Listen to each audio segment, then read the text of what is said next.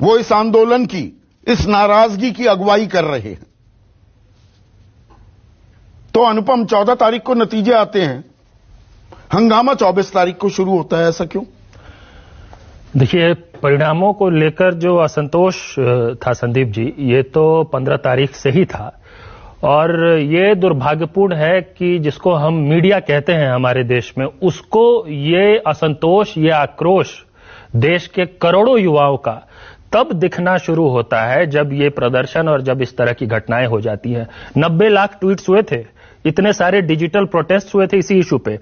और मैं आपको 15 जनवरी की तो बात छोड़िए, ये जो एनटीपीसी और ग्रुप डी को लेकर जो युवाओं में आक्रोश है, ये मात्र इन परिणामों को लेकर या ग्रुप डी के सीबीटी 2 के इंट्रोडक्शन भर को लेकर नहीं है। जिस ढंग से बेरोजगार युवाओं के धैर्य की परीक्षा ली गई है, ये 2019 फरवरी की भर्तियां हैं, आप ध्यान दीजिए। आवेदन मतलब लगभग 2.5 करोड़ लोगों ने दोनों परीक्षाओं की बात करो। 2 करोड़ 42 लाख आवेदक हैं इन दो परीक्षाओं को मिलाकर। और ये कब निकाली गई थी मैं आपको बताता हूं। जब 2019 का लोकसभा चुनाव होने वाला था, उससे ठीक 2-2.5 महीने पहले उस वक्त के रेल मंत्री पीयूष गोयल जी ने यह पहले कहा कि अकेले रेलवे के माध्यम से अगले 2 साल में हम 4 लाख सरकारी नौकरियां देंगे। खूब सरकार ने ढिंढोरा पीटा। उसके तुरंत बाद ग्रुप डी की भर्ती निकली, एनटीपीसी की भर्ती निकली। 2 करोड़ 42 लाख बेरोजगार युवाओं ने आवेदन किया। लोकसभा चुनाव हुए, परिणाम आया, रिजल्ट आया और सरकार भूल गई कि 2 करोड़ 42 लाख बेरोजगार युवाओं ने इन परीक्षाओं में आवेदन किया है। 5 सितंबर 2020 को हम सबको फिर प्रोटेस्ट करना पड़ा कि आप एनटीपीसी ग्रुप डी की परीक्षा तो करवाइए। आप समझिए, ये जो आक्रोश है, ये सिर्फ 15 जनवरी को परिणाम आया, 14 जनवरी की रात को, और उसके बाद ये शुरू हुआ है। बस इतना भर नहीं है, वो तो उसका एक ढंग से वो वेंट हुआ है उस माध्यम से। ये गुस्सा सालों साल से नहीं, गुस्सा अपनी जगह जायज भी हो। युवा का हिंसा करना, आगजनी करना, ट्रेनों को फूंक देना, वो कितना जायज है? नहीं, कहीं से जायज नहीं है। और एक बात को समझने की जरूरत है संदीप जी, कोई भी जो जेन्युइन प्रोटेस्टर होगा, कोई भी बेरोजगार युवा जिसको अपने भविष्य की चिंता है, जो इन नौकरियों के माध्यम से अपना भविष्य, अपने परिवार का पेट पालना चाहता है, वो कभी भी ऐसी हिंसा नहीं करेगा। देखिए, जवाबदेही सरकार के ऊपर है कि आप इस तरह के मसलों को संवेदनशील तरीके से एड्रेस करें और ऐसी परिस्थिति न बनने दे जिसमें कि कुछ अराजक तत्व घुस के युवाओं के बीच नहीं, मुझे एक चीज समझाइए, स्थिति बनाए। 35,000 नौकरियों का आवेदन था, एप्लीकेशन करने वाले 1 करोड़ 26 लाख आ गए। 5 लेवल के अलग अलग पायदान थे, 2, 3, 4, 5, 6 क्लार्क से लेके स्टेशन मास्टर तक की भर्ती होने वाली थी। अब 2-2, 3-3 जगह भी लोगों ने अप्लाई कर दिया और वो पास हो गए, तो सरकार क्या करे इसमें? नहीं, देखिए, एक इसमें थोड़ा समझने की जरूरत है और मुझे लगता है दर्शकों के लिए भी यह महत्वपूर्ण है इस बात को समझना।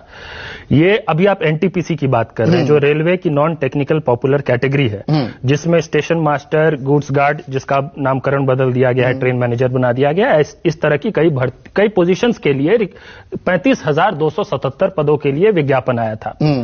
अब है क्या कि रेलवे ने यह प्रावधान किया कि आप कई पदों के लिए आवेदन कर सकते हैं। तो बड़े नेचुरल सी बात है कि जो क्वालिफाइड हैं, जो एलिजिबल हैं उन पदों के लिए, वो क्वालिफाई करेंगे।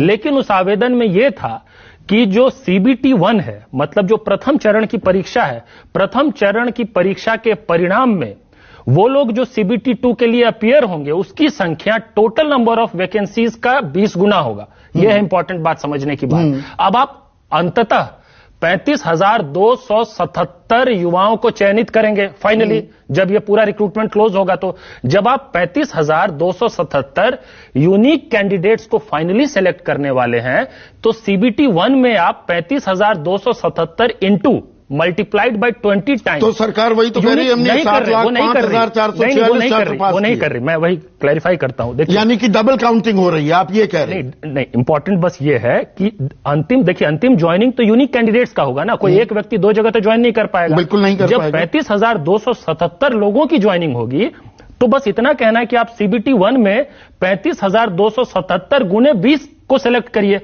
सरकार ये कह रही है, जो स्पष्टीकरण एक बार आया भी रेलवे का, कि हमने किया तो है 20 गुना, लेकिन वो 20 गुना रोल नंबर्स हैं। और क्योंकि रोल नंबर्स एक रोल नंबर एक से ज्यादा पदों पर सिलेक्टेड है, 4 जगह भी हो सकता है, जो कि होगा ही, क्योंकि आपने ये प्रोविजन दिया है करने का। तो देखिए, अगर मैं 4 पोस्ट के लिए अप्लाई करता हूं तो मैं 4 पोस्ट पर सिलेक्ट भी हो सकता हूं ना। तो मैं 4 पोस्ट पर सिलेक्ट हो जाऊंगा तो मुझे 4 नहीं गिना जाना चाहिए ना, मैं तो एक ही हूं ना, क्योंकि फाइनली तो आप तो ये तो बहुत छोटी सी बात है। छोटी सी बात है, बिल्कुल छोटी सी बात है। इस बात को समझिए आप, इस बात को अगर सरकार इस बात को आराम से संवेदनशील तरीके से, आप देखिए उस नोटिस की भाषा देखिए, आजीवन प्रतिबंध, वो भाषा आप किसी लोकतंत्र में अपने देश के भविष्य के साथ, युवाओं के साथ इस तरह का भाषा इस्तेमाल करेंगे, उस तरह की भाषा इस्तेमाल करेंगे आप संवेदनशील ढंग से? ये और इसमें फिर ये अधर्म में लटक जाएगा जो चीज मार्च 2019 में शुरू हुई है। देखिए, हमारा बेसिक बात कहना तो ये नौकरी कब लगेगी? सरकार चाहती, 2022 आ गया। इस सरकार में हर नौकरी, हर भर्ती जो है वो पंचवर्षीय योजना है। देखिए, प्लानिंग कमीशन तो खत्म हो गया, नौकरियों को बना दिया गया है पंचवर्षीय। हर चुनाव से पहले भर्ती निकलेगी और कुछ एक भर्तियां जो है पूरी कर दी जाएंगी 2024 से पहले। 3 साल बीत चुका है इस भर्ती में। आप अभी तो एनटीपीसी की बात कर रहे हैं, जिसका सीबीटी 1 हो चुका है। सीबीटी 1 के रिजल्ट में हम लोग फंसे हुए हैं इन गड़बड़ियों के कारण। जो ग्रुप डी की परीक्षा है उसका सीबीटी 1 भी नहीं हुआ है अभी तक, वो फरवरी में होने वाला था, जिसमें 1,15,00,000 लोगों के आवेदन आए हुए, प्रोटेस्ट के बाद 1 लाख और रिक्त स्थान है। उसमें भी सरकार ने क्या किया आप समझिए।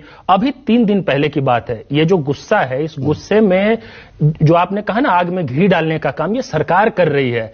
एक नोटिफिकेशन सरकार लाती है कि ग्रुप डी में आप समझिए 4th श्रेणी के कर्मचारियों का चयन हो रहा है, और जहां पे कि सीबीटी 1 एक रिटन एग्जाम, एक कंप्यूटर बेस्ड टेस्ट के जरिए फिर सिलेक्शन होना था, वहां इन्होंने सीबीटी 2 इंट्रोड्यूस कर दिया।